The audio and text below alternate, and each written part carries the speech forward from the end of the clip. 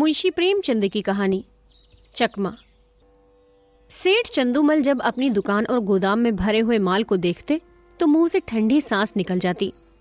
ये माल कैसे बिकेगा? बैंक का सूद बढ़ रहा है, दुकान का किराया चढ़ रहा है, कर्मचारियों का वेतन बाकी पड़ता जाता है। ये सभी रकमें गांठ से देनी पड़ेंगी। अगर कुछ दिन यही हाल रहा तो दिवाले के सिवा और किसी तरह जान न बचेगी। तिस पर भी धरने वाले नित्य सिर पर शैतान की तरह सवार रहते हैं। सेठ चंदूमल की दुकान चांदनी चौक दिल्ली में थी। मुफस्सिल में भी कई दुकानें थीं। जब शहर कांग्रेस कमेटी ने उन विलायती कपड़े की खरीद और बिक्री के विषय में प्रतिज्ञा करानी चाही तो उन्होंने कुछ ध्यान न दिया। बाजार के कई आड़तियों ने उनकी देखा देखी प्रतिज्ञा पत्र पर हस्ताक्षर करने से इनकार कर दिया। चंदूमल को जो नेतृत्व कभी न नसीब हुआ था वो इस अवसर पर बिना हाथ पैर फैलाए ही मिल गया। वे सरकार के खैरख्वाह थे। साहब बहादुरों को समय समय पर डालियां नजर देते थे। पुलिस से भी घनिष्ठता थी। म्यूनिसिपैलिटी के सदस्य भी थे। कांग्रेस के व्यापारिक कार्यक्रम का विरोध करके अमन सभा के कोषाध्यक्ष बन बैठे। ये इसी खैरख्वाही की बरकत थी। युवराज का स्वागत करने के लिए अधिकारियों ने उनसे 25,000 के कपड़े खरीदे। ऐसा सामर्थी पुरुष कांग्रेस से क्यों डरे? कांग्रेस है किस खेत की मूली? पुलिस वालों ने भी बढ़ावा दिया। मुआहिदे पर हरगिज दस्तखत न कीजिएगा, देखें ये लोग क्या करते हैं। एक एक को जेल न भिजवा दिया तो कहिएगा। लाला जी के हौसले बढ़े। उन्होंने कांग्रेस से लड़ने की ठान ली। उसी के फलस्वरूप 3 महीने से उनकी दुकान पर हर रोज प्रातःकाल से 9 बजे तक का पहरा रहता था। पुलिस दलों ने उनकी दुकान पर वॉलंटियरों पर कई बार गालियां दी, कई बार पीटा। खुद सेठ जी ने भी कई बार उन पर बाण चलाए, परंतु पहरे वाले किसी तरह न टलते थे। बल्कि इस अत्याचार के कारण चंदूमल का बाजार और भी गिरता जाता। मुफल्लिस की दुकानों से मुनीम लोग और भी दुराशाजनक समाचार भेजते रहते थे। कठिन समस्या थी। इस संकट से निकलने का कोई उपाय न था। वे देखते थे कि जिन लोगों ने प्रतिज्ञा पत्र पर हस्ताक्षर कर दिए हैं वो चोरी छुपे कुछ न कुछ विदेशी माल लेते हैं। उनकी दुकानों पर पहरा नहीं बैठता। ये सारी विपत्ति मेरे ही सिर पर है। उन्होंने सोचा, पुलिस और हाकिमों की दोस्ती से मेरा भला क्या हुआ है? उनके हटाए ये पहरे नहीं हटते। सिपाहियों की प्रेरणा से ग्राहक नहीं आते। किसी तरह पहरा बंद हो जाता तो सारा खेल बन जाता। इतने में मुनीम जी ने कहा, लाला जी ये देखिए, कई व्यापारी हमारी तरफ आ रहे थे। पहरे वालों ने उनको न जाने क्या मंत्र पढ़ा दिया, सब चले जा रहे हैं। चंदूमल, अगर इन पापियों को कोई गोली मार देता तो मैं बहुत खुश होता। ये सब मेरा सर्वनाश करके दम लेंगे। मुनीम, कुछ हेठ ही तो होगी। यदि आप प्रतिज्ञा पत्र पर हस्ताक्षर कर देते तो यह पहरा उठ जाता, तब हम भी ये सब माल किसी न किसी तरह खपा देते। चंदूमल, मन में तो मेरे भी ये बात आती है, पर सोचो कितना अपमान होगा। इतनी हेकड़ी दिखाने के बाद फिर झुका नहीं जाता। फिर हाकिमों की निगाह में गिर जाऊंगा और लोग भी ताने देंगे कि चले थे बच्चा कांग्रेस से लड़ने। ऐसी मुंह की खाई कि होश ठिकाने आ गए। जिन लोगों को पिटा और पिटवाया, जिनको गालियां दी, जिनकी हंसी उड़ाई, अब उनकी शरण कौन मुंह लेकर जाऊं? मगर एक उपाय सूझ रहा है। अगर चकमा चल गया तो पौ 12 है। बात तो तब है जब सांप को मारूं मगर लाठी बचाकर। पहरा उठा दूं पर बिना किसी खुशामद के। 9 बज गए थे। सेठ चंदूमल गंगा स्नान करके लौट आए थे और मसनद पर बैठकर चिट्ठियां पढ़ रहे थे। अन्य दुकानों के मुनीमों ने अपनी विपत्ति कथा सुनाई थी। एक एक पत्र को पढ़कर सेठ जी का क्रोध बढ़ता जाता था। इतने में 2 वॉलंटियर गाड़ियां लिए हुए उसकी दुकान के सामने आकर खड़े हो गए। सेठ जी ने डांट कर कहा, हट जाओ हमारी दुकान के सामने से। एक वॉलंटियर ने उत्तर दिया, महाराज हम तो सड़क पर हैं, क्या यहाँ से भी चले जाएं? मैं तुम्हारी सूरत नहीं देखना चाहता। तो आप कांग्रेस कमेटी को लिखिए, हमको तो वहां से यहाँ खड़े रहकर पहरा देने का हुक्म मिला है। एक कांस्टेबल ने आकर कहा, क्या है सेठ जी, ये लौंडा क्या टर्राता है? चंदूमल बोले, मैं कहता हूं कि दुकान के सामने से हट जाओ, पर यह कहता है कि ना हटेंगे। जरा इसकी जबरदस्ती देखो। कांस्टेबल, तुम दोनों यहां से जाते हो कि आकर गर्दन नापूं? हम सड़क पर खड़े हैं, दुकान पर नहीं।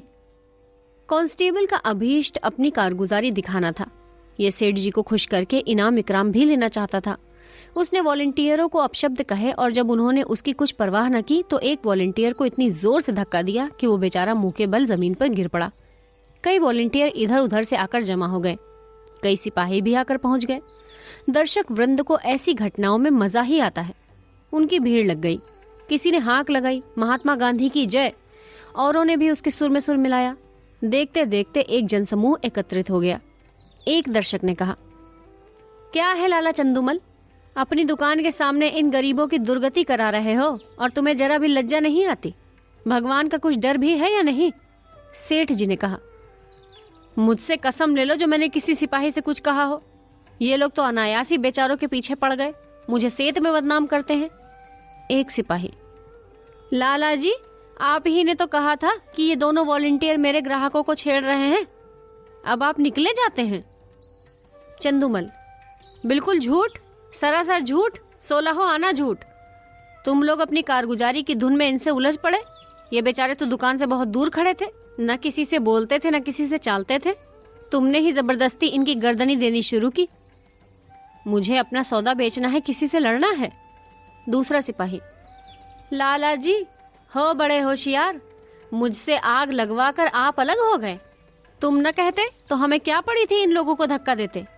दरोगा जी ने भी हमको ताकीद कर दी थी कि सेठ चंदूमल की दुकान का विशेष ध्यान रखना, यहाँ कोई वॉलंटियर ना आए। तब हम लोग आए थे। तुम फरियाद ना करते तो दरोगा जी हमारी तैनाती ही क्यों करते? चंदूमल, दरोगा जी को अपनी कारगुजारी दिखानी होगी, मैं उनके पास क्यों फरियाद करने जाता? सभी लोग कांग्रेस के दुश्मन हो रहे हैं। थाने वाले तो उनके नाम से ही जलते हैं। क्या मैं शिकायत करता तभी तुम्हारी तैनाती करते? इतने में किसी ने थाने में इत्तिला दी कि चंदूमल की दुकान पर कांस्टेबलों और वॉलंटियरों में मारपीट हो गई। कांग्रेस के दफ्तर में भी खबर पहुंची। जरा देर में मैं सशस्त्र पुलिस के थानेदार और इंस्पेक्टर साहब आ पहुंचे। उधर कांग्रेस के कर्मचारी भी दल बल के सहित दौड़े। समूह और बढ़ा। बार बार जय जयकार की ध्वनि उठने लगी। कांग्रेस और पुलिस में नेताओं में विवाद होने लगा। परिणाम ये हुआ कि पुलिस वालों ने दोनों को हिरासत में ले लिया और थाने की ओर चले। पुलिस अधिकारियों के जाने के बाद सेठ जी ने कांग्रेस के प्रधान से कहा, आज मुझे मालूम हुआ कि ये लोग वॉलंटियरों पर इतना घोर अत्याचार करते हैं। प्रधान, तब तो 2 वॉलंटियरों का फंसना व्यर्थ नहीं हुआ। इस विषय में अब तो आपको कोई शंका नहीं है। हम कितने लड़ाकू, कितने द्रोही और कितने शांति भंगकारी हैं, ये तो आपको खूब मालूम हो गया होगा। चंदूमल, जी हाँ, मालूम हो गया। आपकी शहादत तो अवश्य ही होगी तो मैं भी साफ साफ कह दूंगा, चाहे बने या बिगड़े। पुलिस की सख्ती अब नहीं देखी जाती। मैं भी भ्रम में पड़ा हुआ था। पुलिस वाले आपको दबाएंगे बहुत। 1 नहीं 100 बार दबाव पड़े, मैं झूठ कभी ना बोलूंगा। सरकार उस दरबार में साथ न जाएगी। अब तो हमारी लाज आपके हाथ है। मुझे आप देश का द्रोही ना पाएंगे। यहाँ से प्रधान और मंत्री और अन्य पदाधिकारी चले गए तो मंत्री जी ने कहा, आदमी सच्चा जान पड़ता है। प्रधान संदिग्ध भाव से बोले, कल तक आप ही सिद्ध हो जाएगा। शाम को इंस्पेक्टर पुलिस ने लाला चंदूमल को थाने में बुलाया और कहा, आपको शहादत देनी होगी, हम आपकी तरफ से बेफिक्र हैं। चंदूमल बोले, हाजिर हूँ। इंस्पेक्टर, वॉलंटियरों ने कांस्टेबलों को गालियां दी? चंदूमल, मैंने नहीं सुनी। इंस्पेक्टर, सुनी या ना सुनी ये बहस नहीं है। आपको ये कहना होगा कि वो सब खरीदारों को धक्का दे देकर हटा रहे थे, हाथापाई कर रहे थे, मारने की धमकी दे रहे थे। ये सभी बातें कहनी होंगी। दरोगा जी, वो बयान लाइए जो मैंने सेठ जी के लिए लिखवाया है। चंदूमल, मुझसे भरी अदालत में झूठ न बोला जाएगा। अपने हजारों जानने वाले अदालत में होंगे, किस किस से मुंह छिपाऊं? कहीं निकलने की जगह भी चाहिए। इंस्पेक्टर, ये सब बातें निज मामले के लिए हैं। पॉलिटिकल मामलों में झूठ, सच, शर्म और हया किसी का भी ख्याल नहीं किया जाता। चंदूमल, मुंह में कालिख लग जाएगी। इंस्पेक्टर, सरकार की निगाह में इज्जत चौगुनी हो जाएगी।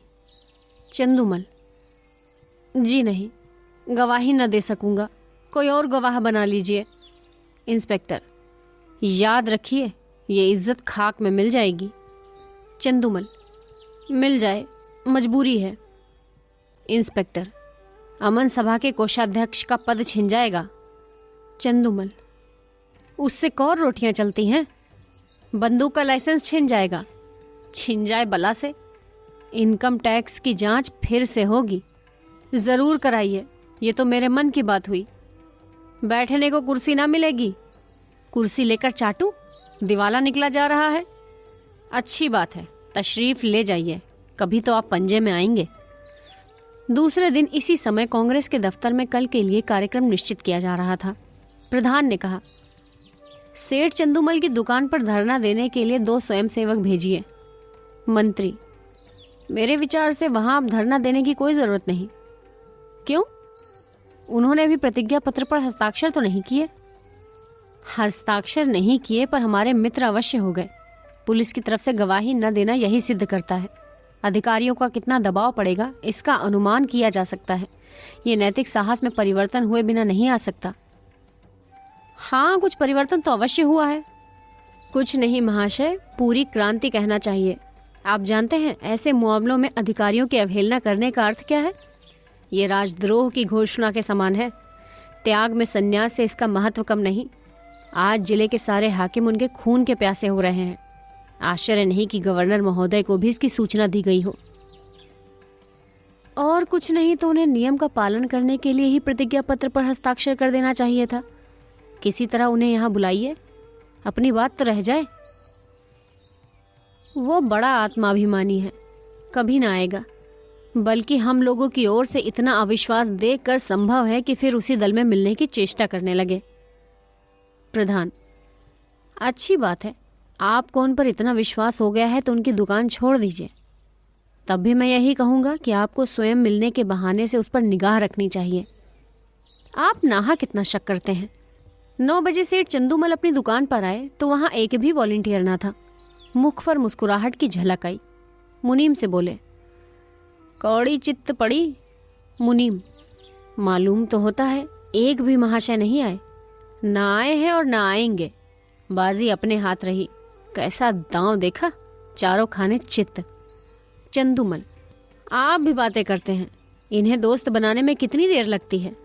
कहिए, अभी बुलाकर जूतियां सीधी करवाऊं। टके के गुलाम है, न किसी के दोस्त न किसी के दुश्मन। सच कहिए, कैसा चकमा दिया है? मुनीम, बस यही जी चाहता है कि आपके हाथ चूम लूं। सांप भी मरा और लाठी भी न टूटी। मगर कांग्रेस वाले भी टोह में होंगे। चंदूमल, तो मैं भी तो मौजूद हूं। वो डाल डाल चलेंगे, मैं पात पात चलूंगा। विलायती कपड़े की गांठ निकलवाइए और व्यापारियों को देना शुरू कीजिए। 1 अठवारे में बेड़ा पार है। मुंशी प्रेमचंद की कहानी। चकमा। कथावाचक सोनम।